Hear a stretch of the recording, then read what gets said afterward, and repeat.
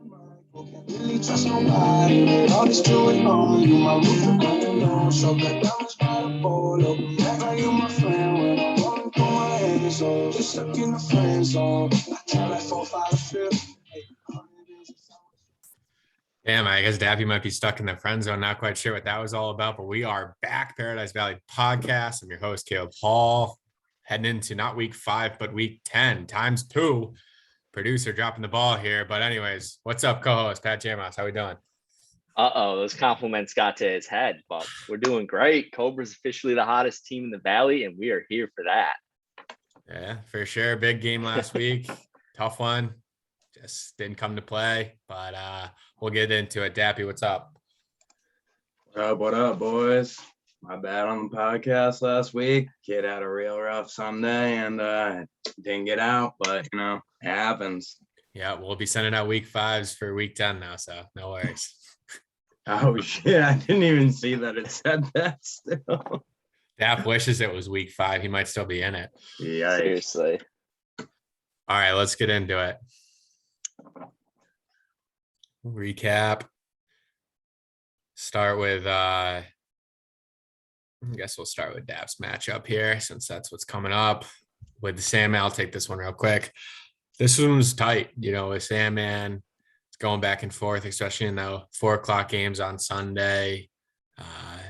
Definitely got close, but Edmonds getting hurt. And then who was it, Dapp, who had that clinching touch? Oh, that Jalen Hurts to Devontae Smith touchdown was really the big moment. But great battle going back and forth. But as we've alluded to all year long, it seems like Sandman's got the talk, just doesn't have the team.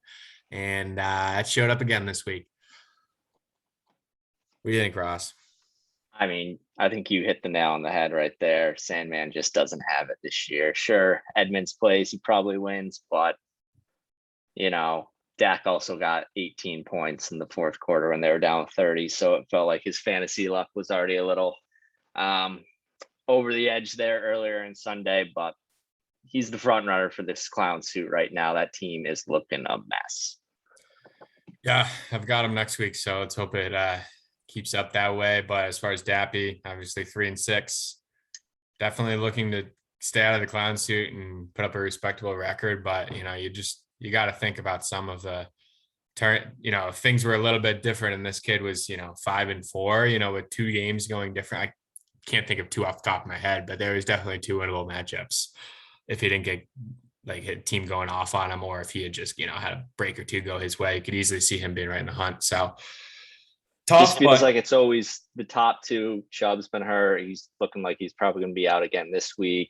Henry's out for the rest of the year. It always feels like that happens to Dapp, unfortunately. And there's always some preseason hype, like Dapp put together a squad after the draft. And this year he was just getting everyone dropping points on them. And now the injuries have kicked in, and it's looking like, he's in good position. He's got essentially 2 games on the sand right now, but he's still very much in contention for that clown suit.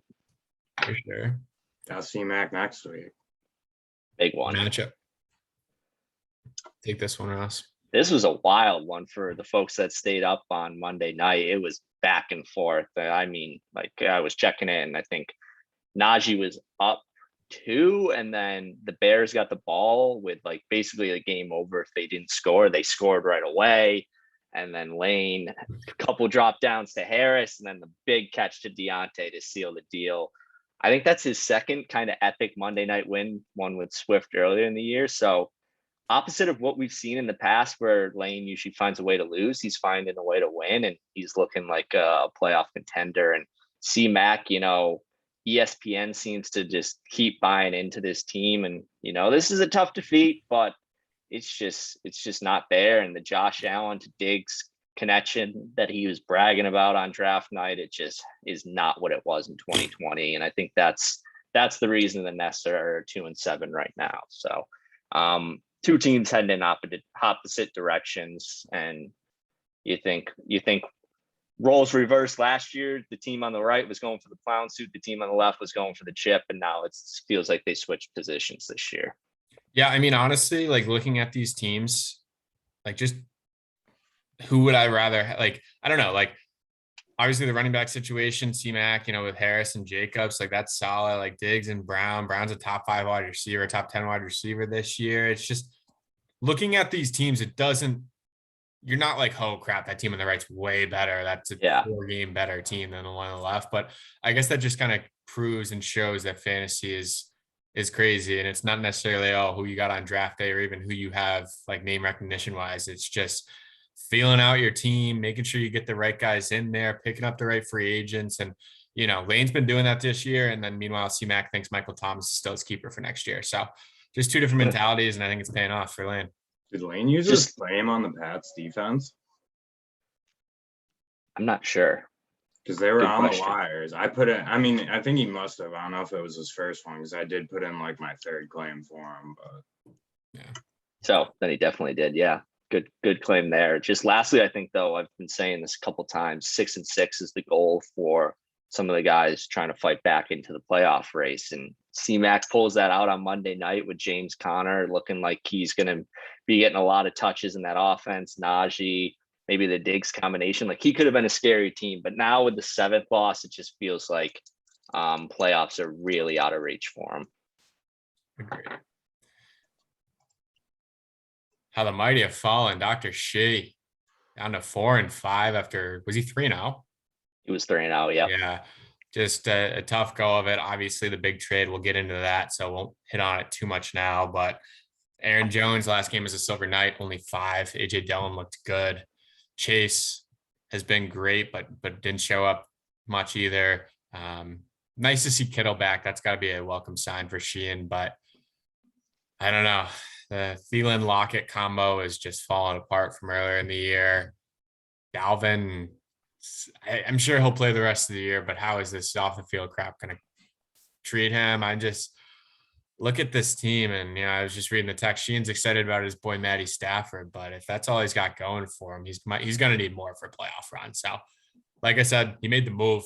We'll talk about it if it sets him up to make, a run here, but man, tough loss when a team puts up 94 on you and you can't respond and even really come close to a win. Just only 83. That's pretty weak.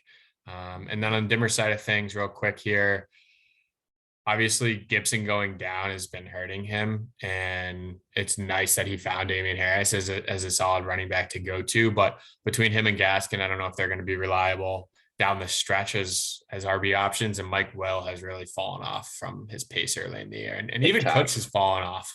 So I think nice win for Dimmer, but 94, 95 points, obviously he's going to want to bounce back, but there's definitely some holes to poke in this roster too. Yeah, and I watched the game with Sheehan on Sunday, and he was just a defeated man. And I think where he's really hurting is that flex. Like he told me once the Giants came on red zone the first time, he's like, let's go Kenny Galladay. I was like, you started Kenny Galladay? And he was like, it was either him or Marvin Jones. So I think he's, again, Dylan guy. Well, it comes back to like, do you trust starting Dylan and Jones? And then you're also, yeah, I guess, and you're also rostering 2 Minnesota Vikings running backs the whole year. So it's been hurting in the flex spot. But I will say I'm excited for the Dogs this week. I think they've kind of been skating by a little bit. We'll give him some bulletin board material. It's like you said, 94 win. I think he had another pretty low scoring win recently. The team isn't putting up as much as they were the first 3 or 4 weeks. So we're excited to see the Dogs on the schedule this week. Yeah. All right, Ross, take this next one.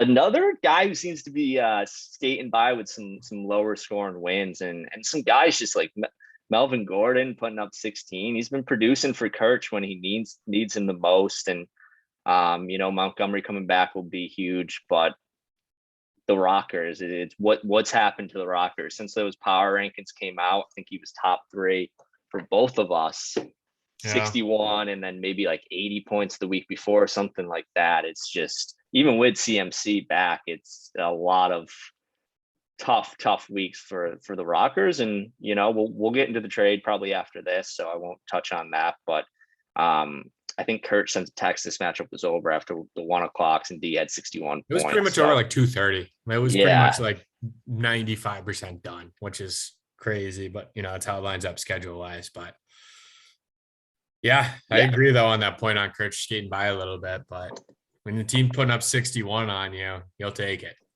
For sure. But yeah, I mean, we got five teams at 6-3. Some separation happening, and on the last matchup and this matchup, the Rockers and Silver Knights, who made the trade, both 4-5. They need to start getting some wins now to get back in this playoff race. I mean, that's like when you think about it, it's pretty insane that, both of these teams, it could have been 4 teams at 5-4 if these two matchups go differently. Yeah, Instead, we exactly. have 5 teams at 6-3 and no teams at 5-4, and then 2 teams under 500. So 2 huge matchups, 2 very similar matchups. ACL's lost too. They would have been 5-4. Yeah, no, for sure. Sandman was saying it to me. If you beat me and then all those other 5-4 teams came to fruition, it would have been a crazy packed tight league. But it felt like it separated this past weekend. Yep. But still a lot of season left. So we'll see. All right, let's get into our matchup. I'll give my thoughts on it and then you can give yours. Mahomes hasn't shown up. Obviously, that's a killer for me. But I think what I was really kicking myself over was the D and kicker combination. It just feels like I've gotten it wrong so often this year. And when you've got a team with the talent that I've got, like my 2 running backs and my 2 wide receivers put up, even my tight end and my, like Darrell Henderson wasn't great, but like that core of the lineup, I'd take that all the time, almost every week. But then if you get 8 points out of your quarterback, defense, and kicker, you're just not going to win matchups. So that's just me, like the drop of the Miami defense on Saturday, overthinking the Kyler not playing. And that's, a win in itself. And so that was a big one for me. And obviously, that's 0-2 against Ross this year. So that's just a frustrating loss. One of my 4, definitely one of the most frustrating losses I've ever had in fantasy, playoffs included. Just knew that this win pretty much puts me in a real good spot for playoffs, gets me even on the tiebreaker with my biggest rival, gets me, feeling good, and just didn't feel like we had it this week. Took me a while to bounce back and feel to look ahead to the next week. Honestly, I was pretty beat up about this one. Even on Tuesday, I was like, fuck. So I had to refocus and get the waivers going. But we're on to Mr. Sandman, and I have to give credit to Ross here. Obviously, Joe Mixon, the high scorer for him, really just seemed like every time I looked up, he was either scampering for 10 or finding the end zone again. And Cordero continues to do his thing. And yeah, it just seemed like the breaks went your way this week. 2 good teams. I think these are 2 playoff teams right here, but wish I could have got your number this week or last week.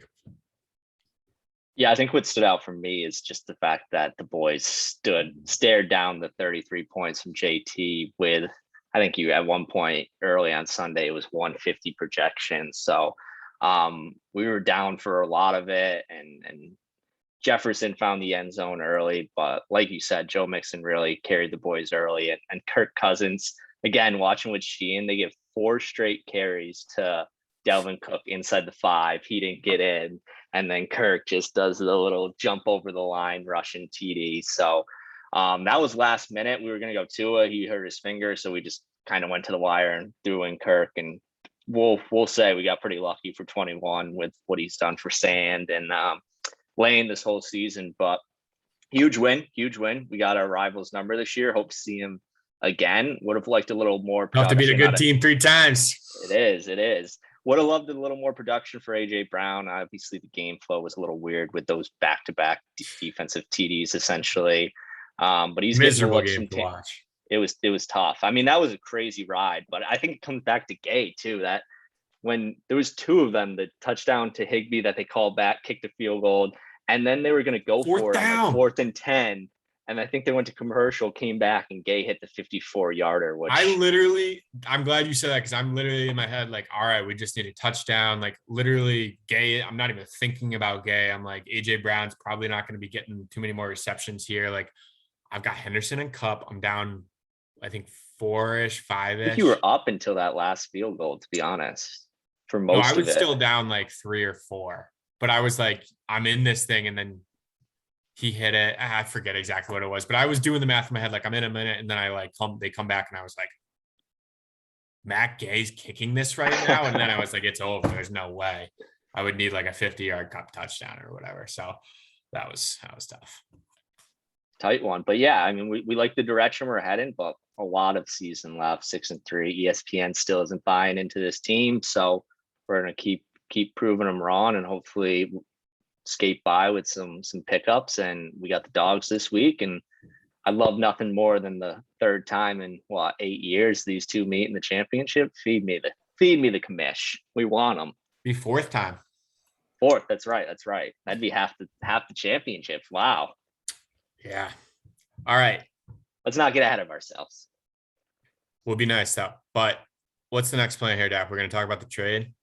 Yeah. All right. So obviously a big trade in the Valley this week. I guess it wasn't the number one pick. It was 2 keepers, but the presumptive number Essentially one. number one. Yeah. On the move. Ross, you want to give your thoughts and then I'll give mine? Yeah. I mean, I was really diving into this and it's a real tight trade. Like it's tough to really announce a winner. It really is hard to go against someone who's getting Christian McCaffrey. And I think the final, where I gotta give the slight edge to Sheehan is just what was happening with that Green Bay backfield with Dillon getting a lot of touches. So it's a sticky situation for D Brown to say, am I gonna set it and forget it, put Aaron Jones in? Is Dillon gonna keep getting 10 rushes a game? I do like where he's at, where it's all right, I'll go all in on this, see if Green Bay can do something. Worst case scenario, I got Ja'Marr Chase in the 6th round heading into next year, which is probably what made it so tough for Sheehan to give up. So I'm just giving the edge to Sheehan for McCaffrey, but I don't really love the Moore and Sutton addition. So I think it's very easy for D Brown to win this trade if Jonesy averages 13 points a game and Chase keeps doing what he's doing. But if that backfield keeps going the way it's going and McCaffrey averages 18, 19, like he's known to do, then you got to give the edge to Sheehan. Yeah, I think it's a tight trade. I'm going to give the edge to D Brown. Personally, I think CMC with Newton too, considering that, kind of the goal line carries, the red zone work might not be as prominent. The injury risk is real. I mean, we can't, walk around that. That is it's going to be there. And I think if McCaffrey isn't able to come back and be effective, then this trade is just horribly lopsided for Darryl Brown, where I don't see that potential. I see a world where Sheehan wins this trade, but I don't see a world where Sheehan absolutely murders him in this trade. And it's clearly a win for Sheehan. I think Aaron Jones is going to reach touchdown. He's going to recede to the norm as terms of touchdowns. He hasn't been scoring much. AJ Dillon's got a decent amount of the work. I think it's Aaron Jones. He's going to be a top 10 back. Maybe I'm just too big of a believer in him, but that's kind of where I stand on it. And then obviously having Dillon as the handcuff and a potential flex play, I like that move. I think I'm just a bigger Aaron Jones guy than most, so that probably feeds into it. But just getting Ja'Marr Chase with, a locked in keeper for next year. Dillon's a potential keeper if something happens with Aaron Jones too. So getting 2 potential keepers and obviously the talent this year is there. And the last thing I'll say is that for Sheehan, the 2 wide receivers he got back, Moore and Sutton, who are you starting? Are you starting Lockett? You starting Thielen? Lockett, Thielen, and then maybe Moore. That's what he has in right now. And you got to feel out now, all right, what's up with Cam? Has he got that same connection with DJ? Am I going to start 2 Panthers every week? I would not start 2 Panthers, but yeah. I think the reason I'm giving the slight edge is just looking at team structure right now and the fact that Sheehan can say, hey, if we had a normal draft, the top 2 guys, CMC and Cook paired together with, Lockett getting Wilson back, Sheehan also getting Wilson back, and then Thielen, who's a touchdown machine. He's not great. And then Kittle looking pretty good too. So it's, I think Sheehan's going to be hurting at flex, but I think it was real tight. I just had to give the slight edge to someone getting CMC. I think Sheehan's team was, I wouldn't say significantly better than Darrow's, but I would be comfortable saying it was better than Darrow's before this trade. And afterwards, I'm I don't know. I might give the edge. I might think Darrow has a better odds to make the playoffs, but I hear you. I think, well, I said that wrong. Darrow helped his odds to get into the playoffs more than Sheehan did, even if Sheehan has better odds to make it in the playoffs. Because I do agree he's got a nice team construct, but I think what sucks though too is Jamar Chase on a bye this week, so Darrow doesn't even get to really plug him in a big situation. Like he doesn't want to be 4-6 after this week. good point. He will be. Good point. Great trade though. Love to see it. I came across, when was it, Tuesday afternoon? Dim texted it and said CMC on the move, and I was like, shit, Dim's got. Although I play Sheehan next week, but I was like, shit, Dim's got CMC. Like, what's D doing? And then I looked into it, and I was like, you know what? Like, I can't even give a winner right now. This is a really fair, absolute blockbuster trade. Yeah. Surprised Sheehan went for a blockbuster. He gets in You these tell the man situations feeling like desperate. when he was 3-0, like you couldn't even have offered Patrick Mahomes for Tyler Lockett. But now he gets in these situations where he's 4-5, he's desperate, losing a lot of games. He's lost what? 5 out of the last 6. Yeah, exactly. So I tried to desperate times. I tried to trade with him today, and he did the classic Sheehan, offered me something, I accepted the offer, and then he changed his mind. Oh God. Can you reveal the contents of the trade? It was Devontae Freeman and Sutton for Julio Jones. Interesting. Classic Sheehan. Yeah. Definitely a more I- low-key I trade. was but just classic like, Sheehan. dude, like he was like, Julio's not that good. I was like, Devontae Freeman. Well, as soon as Murray comes back, Devontae Freeman's gonna be obsolete. So Yeah. All right. Do we want to do over-unders or want to get into previews? it's up to you guys. Let's do over-unders. Mhm. Waller, the baller. I was looking at his stats, and he's averaging 11 a game, but he has 2 touchdowns on the season. This guy has 30-point potential written all over him. Primetime game, division rival, terrible pass defense, no rugs anymore. I just feel like the Raiders are going to get this man the ball. He's been a little injured recently, so just look at his Monday night performance early in the season. Like I just feel like in prime time, Waller's a guy that lights it up, and I like him to get the Sandman going this week. So Waller, all in on him. Yeah, Credit. that's definitely one of the scarier parts, being someone who's facing the Sandman this week. They're scariest pieces of his roster. Keyman held him down for me last week. Not Appreciated many that. scary parts, but Waller is definitely one of them. For sure. All right. Homer pick coming at you. Patrick Mahomes, I drafted you to be our leader. Bloody Sunday. We've shown up this year. We're playing pretty well, and you just have not shown up, man.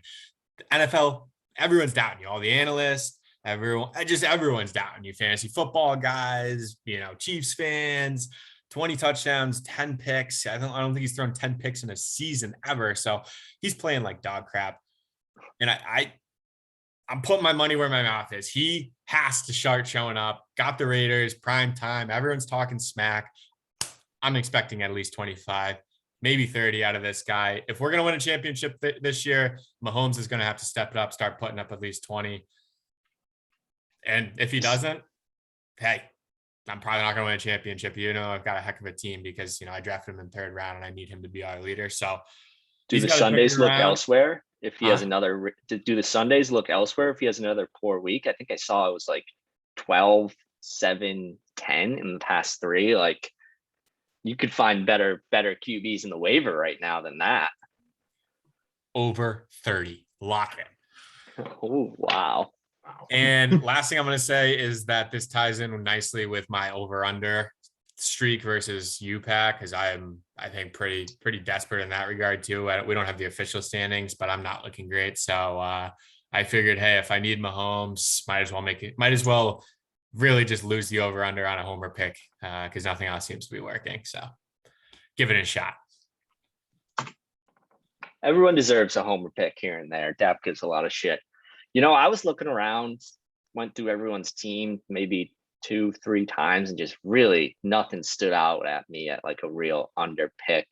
Kind of just fell on the team that I'm hoping for to lose the most, given my financial investments on their season-ending results. So I looked at the ACLs, saw Fournette. 15 felt a little high for me. I know the Skins haven't been that good, but the Bucs just throw the ball all day, every day.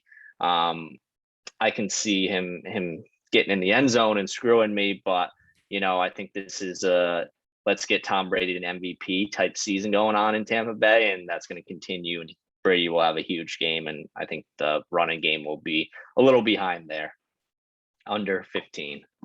I like, yeah, 15 is a high number for me. I'll keep this one quicker just because like I want to rant there about Mahomes, but 27-4 just seems like an absurd amount for Josh Allen, especially after last week and seeing a not that impressive Jaguars defense really kind of bottle him up. I do think he's going to play a heck of a lot better than he did last week, but just going from, I think he was 11, 13 points or something like that last week. And like he was fighting through the end. I think this is going to be a type of game where him and the Bills come up pissed off, go off in the first half. He's got, 15 fantasy points, but then really takes it easy. So 27-4 just felt like way too much. Agreed. I saw that one too, and it's a high projection. Got to be one of the highest of the season. I don't think I've picked quarterbacks this year. I remember it worked for me a couple of times last year. So like I said, getting desperate, trying to make a comeback here. All right. Huge week. I mean, this is really, it's like you said, Ross, and Trev pointed out, like could have been a much different league if some of the results went different last week, but I'm sure next week we'll be saying the same thing. So if we want to start with, kick us off with this matchup. Yeah, I think you got to give the edge to the Rockers. The Spartans are really limping in here. Chubb getting COVID early in the week. I know he can still come back, but that's asking for him to get a couple negatives real quick. And Mike Davis in the starting lineup, just not a team that's heading in the right direction for health wise. Julio, half his team's questionable right now. And I think the Rockers are getting Robinson back. They have Brady in a great matchup. Hopefully Aaron Jones has Rodgers back. D Brown's been playing Waddle a lot. I don't love it. We'll see how that pays out tonight, but also Pitts has been heading in the right direction for the Rockers. So I think this is a must-win competitor like D Brown making a big trade, trying to make his team better. I think he gets to 5-5, and the Spartans stay very involved in the clown suit race. Hit show bench depth. I don't have much to add, but I'm just curious who D Brown's second wide receiver option is, and if it's impacted by the fact that it's a Thursday night play. Renfro. I'd go Renfro over Waddle, I think, personally. Yeah, I mean, I would too. I feel like Tua is probably not going to play too, and that's when Waddle's been better. But I mean, he may be banking on the Ravens get a lead, and the Dolphins are really throwing the ball around tonight. Yeah, I feel like this is a classic. D Brown likes having Thursday night guys. Yes, exactly. Cool. That's all I had to say, but I think that's a fair assessment of this matchup here. Hey, we pull it out somehow. Me, Salmon, and Ravens Nest all win. There's a couple more names in that clown suit comp. Oh yeah. Yeah. So getting into that here, that could be one name that kind of is into the battle here with Sheehan. 118 projected, but when you're facing the guy who's looking at 124, obviously Swift has been playing pretty nice. I like it. He's really shown himself as a pass catching back, which I think is I was down on him this year, but he's looking pretty good. Deontay Johnson and getting Adams paired with Rodgers back. Hopefully that's, definitely a solid 1-2 at wide receiver. And then Kelsey, I think Kelsey started to look better last week. Him and Mahomes didn't look perfect, but you started to see some signs that, they're getting a little bit back to normal. And then Elijah Mitchell, like my guy, Jeff Wilson, did not show he didn't touch the field. So I think Lane's got a some solid matchups here this week, and then, solid team, obviously projected for 124 and filling that hole at QB, I think was really huge for him and really establish him as a strong playoff candidate. But obviously, we know Sheehan's not a must win, but a huge matchup here for him. If he doesn't win, it's going to be interesting. So as you alluded to, Ross, I think this comes down to Cook and McCaffrey for him. I'm not a huge fan of either of those wide receivers, but if Cook and McCaffrey can go for like say 35 total combined or more, then I think that puts him in or maybe let's say 40. If they can 35 go off would be the combined, projections. Yeah. It's crazy. But I think, he's going to need like a 40 piece from those two combined. One of them going for, CMC, one of his 30-point games, and then Cook getting pissed off at all the haters talking about his off field stuff. And boom, he comes out and dominates. But if CMC kind of, they use him a little bit sparingly, throw Chubb in a decent amount, Cam's trying to figure things out. Like, I could see this one getting ugly, honestly. So I'm going to go Lane, but Sheehan, if he can get those two running backs going, I think he's got a chance. Kittle look good too. I will say that. Yeah, it's a good sign for the Knights. So we got, what a team to see on the Sundays or what a team for the Sundays to see on the schedule after a tough loss. Sandman really limping in here, losing Chase Edmonds, team not heading in the right direction. I will say that one wide receiver 1-2 right there, Pittman's been looking good. Hopefully Terry gets going for him, and in a team like Tampa Bay, the only way to beat that defense is to pass against them. So I think Terry could have a big game. Pittman could have a big game against the Jags. Howard against Denver, it feels really, really touchdown dependent there. Does Philly keep running the ball like they have the past 2 weeks, or was that like matchup specific? And then, Sandman, he invested heavy in Dallas's offense, and they were looking real good past couple of weeks. Hasn't been the best. So you got to feel like it may be a wild game against ATL. And if Sandman could get around, so they're projected for like 37 right now, into the 40-45s out of those two, I think he has a real chance. But it's tough to give him the nod when you see the Sundays and the team they're rocking. Kamara, a little sketchy. Hasn't practiced yet this week, but I expect him to probably play. JT is a top dog right now. He's the fantasy running back you want for the rest of the season. I still don't love the Jefferson over Debo every single week play that the Bloodies have kind of gotten attached to. We'll see if it did pay off last week, but past couple weeks before that, Debo's had some monster games. So we'll see if it pays off. You got to give the edge to the Sundays. I think they probably get back to form, get into the 130s, and Sandman may have a slight lead heading into Monday night, but you got to feel that Kupp and Henderson could go for 40 combined. Rest in peace, Kupp. Didn't you hear? Yeah, Kupp's done, especially if Odell is playing. But we'll see. I think the Sandman, he's got some fight. He's not gonna quiver up and die and just accept the clown suit, but just not a matchup he wants to see in a must-win situation for him. Edge, Bloody Sundays. Big matchup. You never take it lightly with Sandman. He'll be talking, so I gotta treat this as a must-win.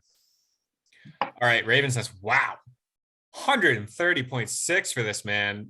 I mean, the 27-4 from Allen obviously helps that, but 20.3 from, and that's what I was alluding to a little bit in the matchup. Like, this doesn't scream to be a 2-7 team. Like, Marquise Brown has been a solid wide receiver. I think like that's probably one of the best picks of the draft, but just the fact C-Mac barely played him to start the year, it didn't help him that much. I don't know. Connor, obviously, with Evans out, he's going to be used a lot more, but I'm just not a huge James Conner guy. Like, obviously he looked good in that game, but Carolina's run D is not bad. I think they're going to, especially if Newton plays, they'll probably slow the game down, be running it a bunch. So that feels like a high projection. And Najee at 20.3, that also feels a little bit high. So I think this one's going to be closer than the matchup says, but it's hard to give the edge to someone who's starting Melvin Gordon and Le'Veon Bell at the running back spot. So I will have to give the edge here to Ravens Nest, but obviously with Tyreek Hill and DK Metcalf, those are two spark plugs there. So it's hard to count out Kirch. Even with Godwin too, those are three really solid wide receivers, but they haven't really been going off as much as they did in previous years. And I know I just don't trust Gordon and Bell here. So I'm going to have to give the edge to C-Mac, but I think this one's going to be pretty tight. Big Thursday night feel for this one. Brown, Jackson, Le'Veon, and Andrews going tonight in this one. I don't love the trippers. I haven't loved them for the past couple of weeks, and they've been skating by. They've been feeling the hate, which I like.